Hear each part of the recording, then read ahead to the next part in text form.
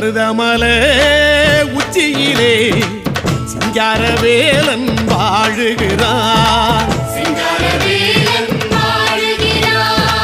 பள்ளி மகள் தூதுவர சிங்காரவேலன் ஆடுகிறான்.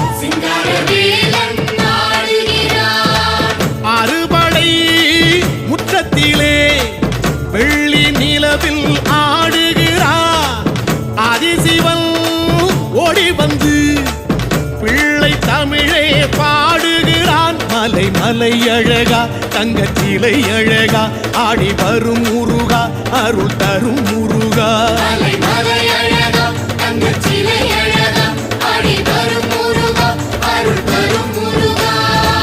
மருதமலை உச்சியிலே சிங்காரவேலன் வாழுகிறான்.